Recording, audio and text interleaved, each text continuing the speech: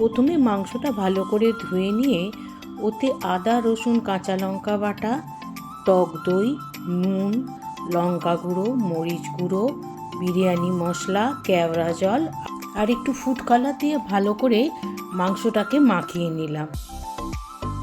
সমস্ত মশলা মাখিয়ে মাংসটা আধ ঘন্টার জন্য ম্যারিনেট করে রেখে দিলাম। এবার আলুর খোসা ছাড়িয়ে আলুতেও একটু ফুড কালার মাখিয়ে নিলাম। দুধেতে জাফরান ভিজিয়ে ওতে কেওড়া জল আর গোলাপ জল দিয়ে রেখে দিলাম। এবার ফ্রাই প্যানে সাদা তেল গরম করে প্রথমে আলুগুলোকে হালকা করে ভেজে তুলে নিলাম। তারপর কিছুটা কুচনো পেঁয়াজ ভেজে বেরেস্তা তৈরি করে নিলাম। পেঁয়াজ ভাজা তুলে নেবার পর ওতে দিয়ে দিলাম খানিকটা ঘি, তারপর গোটা গরম মশলা আর তেজপাতা।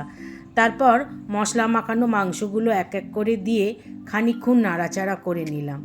মাংসগুলো একটু কালার চেঞ্জ হবার পর ভাজা আলুগুলো দিয়ে 1.5 কাপ মতন গরম জল দিয়ে চাপা দিয়ে মাংস আর আলু খানিকটা সেদ্ধ হতে দিলাম। মাংস হাফ সেদ্ধ হয়ে গেলে মাংসগুলো এক এক করে তুলে নিলাম, কিন্তু আলু আরও একটু সেদ্ধ হওয়ার ছিল, ওই জন্য চাপা দিয়ে আলুটা আরেকটু সেদ্ধ করে নিয়ে আলুটা নাবিয়ে মাংসের ঝোলটা আলাদা করে রাখলাম।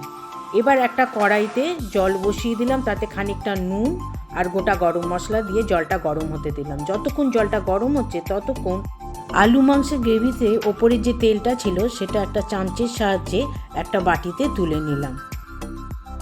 দুধে যে জাফরানটা ভিজিয়ে রেখেছিলাম ওতে খানিকটা মিঠে আতর দিয়ে নিলাম। এদিকে জলটা ভালোভাবে ফুটে গেছে, আগে থেকে ধুয়ে রাখা চাল ছিল সেই চালটা দিয়ে ফুটতে দিলাম আর দিয়ে দিলাম কয়েক ফোঁটা লেবুর রস। 80% সেদ্ধ হয়ে গেলে চালটা নাবিয়ে জল ঝরিয়ে রাখলাম। এইবার যে মাংস আলুর গ্রেভিটা ছিল তাতে আরও খানিকটা বিরিয়ানি মশলা মিশিয়ে নিলাম। যে পাত্রে বিরিয়ানিটা তৈরি করব সেই পাত্রের তলায় প্রথমে দিয়ে দিলাম ওই গ্রেভিটা, তারপর দিয়ে দিলাম 1 পোস্ত ভাত, তারপর ওতে সাজিয়ে দিলাম আলু আর মাংস।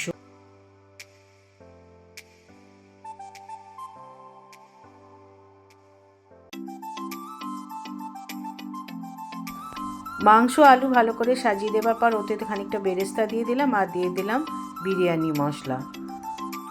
তারপর আবারও খানিকটা ভাত দিয়ে তার উপরে বাকি যে আলু আর মাংস ছিল সেগুলোও দিয়ে দিলাম।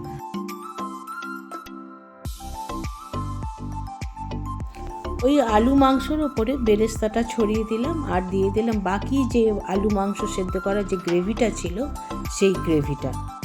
বাকি যেটুকু ভাত ছিল সেই ভাতটা ওর ওপরে আবারও দিয়ে এইবার ওতে দিয়ে দিলাম বাটিতে যে তেলটা তুলে রেখেছিলাম সেই তেলটা আর দিয়ে দিলাম দুধে ভেজানো জাফরান।